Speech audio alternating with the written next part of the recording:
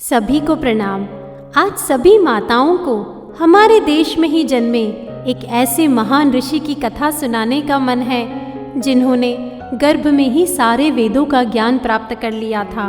उन्होंने 12 वर्ष की आयु में ही अपने पिता को हराने वाले प्रकांड पंडित को शास्त्रार्थ में हरा दिया था, जिन्हें राजा जनक माँ सीता के पिताजी ने भी गुरु रूप में स्वीकार किया था, जिनका ज्ञान, जिनके विचार आज भी समाज को सदराह प्रदान करते हैं। आज आप सभी को ऋषि अष्टावक्र जी की जीवन कथा सुनाने का मन है।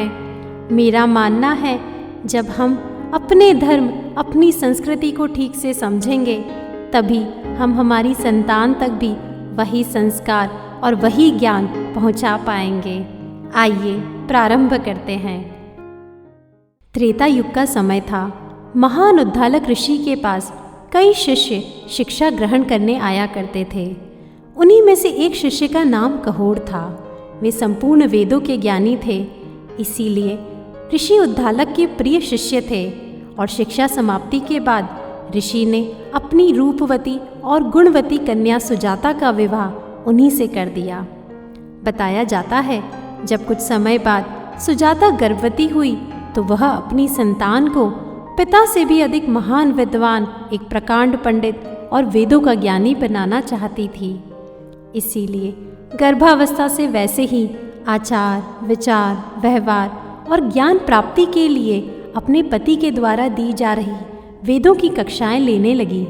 बताया जाता है एक बार गर्भस्थ बालक ने अपने पिता से कहा, पिताजी आप यह छंद गलत पढ़ रहे हैं। ऋषि कहोड़ को अपने शिष्यों के सम्मुख यह शब्द तिरस्कार भाव के लग गए। उन्होंने क्रोध में गर्भस्थ संतान को श्राप दे दिया, हे बालक, तुम गर्भ में रहकर ही मुझसे इस तरह का वक्र वार्तालाप करते हो। मैं तुम्हें श्राप देता हूँ कि तुम 8 स्थानों से वक्र होकर अपनी माँ के गर्भ से उत्पन्न होगे। सुजाता ने इस बात को अधिक गंभीरता से नहीं लिया और पहले की तरह अपने संतान के शुभ पोषण में लगी रही। एक बार राजा जनक ने घोषणा की कि जो वैदिक ऋषि बंदी को शास्त्रार्थ में हराएंगे उन्हें सहस्त्रार सोने से लदी गायें भेंट की जाएगी, पर हारने पर मृत्यु दंड मिलेगा। ऋषि कहोड़ भी वहां जाने को तैयार हो गए, पर कालवश शास्त्रार्थ में ऋषि कहोड़ हार गए। इसीलिए विजेता पंडित बंदी ने उन्हें पानी में डुबोकर मार डाला। सुजाता को जब यह सच पता चला तो उन्हें बहुत आत्मग्लानि हुई और अत्यंत दुख हुआ। तभी उन्होंने एक पुत्र को जन्म दिया जिसका शरीर 8 जगह से टेढ़ा था। इसीलिए अब उनका नाम अष्टावक्र रखा गया। गुरुकुल में अपने नाना ऋषि उद्धालक के पास ही उनका लालन पालन हुआ। 12 वर्ष बीत गए। वैसे तो अष्टावक्र जी को गर्भ में ही ज्ञान प्राप्त हो चुका था, पर अब उनका तेज मेधावी सूर्य के समान था। तब एक दिन अचानक उन्हें अपने पिता के वास्तविक तथ्य की जानकारी हुई। उन्होंने जब अपनी माँ से इस बारे में पूछा तो माँ ने सारा वृतांत कह सुनाया। बालक अष्टावक्र को आज बड़ा आघात लगा। उसी समय उन्होंने अपनी माँ से कहा, माँ मुझे आज्ञा दो, मैं अभी जाकर उस दुष्ट को परास्त करता हूँ। माँ सुजाता पहले ही पति की मृत्यु से अत्यंत दुखी थी। वह पुत्र को कैसे भेजती, पर अष्टावक्र जी नहीं माने। अंत में नाना उद्धालक का आशीर्वाद लेकर मामा श्वेत केतु को साथ लेकर मिथिला नरेश जनक के द्वार जा पहुँचे। उस समय जनक के यहाँ महायज्ञ हो रहा था।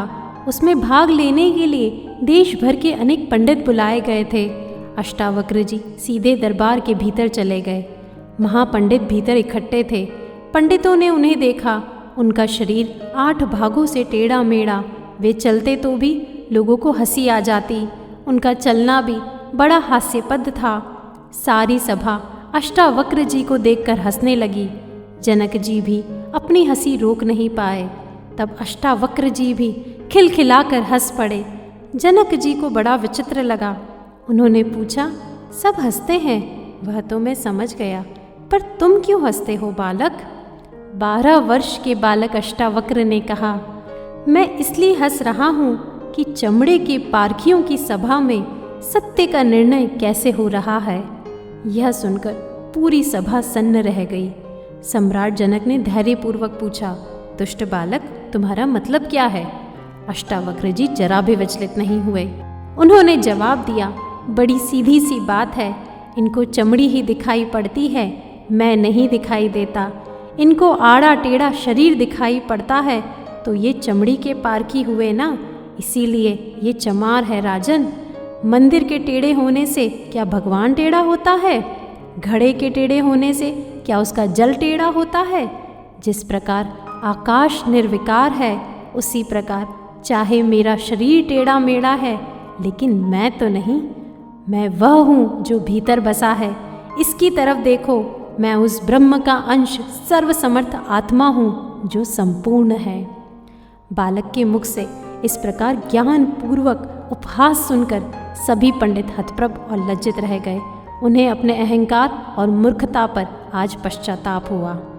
अष्टावक्र जी ने राजा जनक से कहा, हे राजन, अब मैं आपके उस मेधावी राज पंडित से मिलना चाहता हूँ जो अन्य पंडितों को हराने पर मृत्यु दंड देते हैं। उसी से शास्त्रार्थ करने की इच्छा से मैं यहाँ आया हूँ।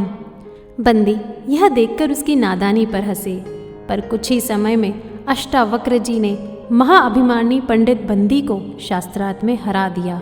अष्टावक्र जी ने कहा, संपूर्ण ज्ञान अहंकार को नष्ट कर देता है और अपूर्ण ज्ञान ही अहंकार को जन्म देता है। शास्त्रों के ज्ञान को तुमने शस्त्र समान दूसरों के नाश के लिए उपयोग कर महापाप किया है बंदी, तुम्हें इसका दंड जरूर भोगना चाहिए। अब चारों ओर अष्टावक्र जी की जय जयकार होने लगी। राजा जनक ने भी अब ऋषि बंदी की मृत्यु दंड का आदेश दे दिया।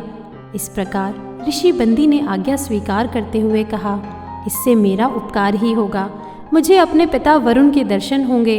अष्टावक्र जी की ओर मुड़कर बंदी ने कहा, हे ऋषि अष्टावक्र, आप महान हैं। सूर्य के समान दीप्यमान आपकी मेधा है और अग्नि के समान आपका तेज है।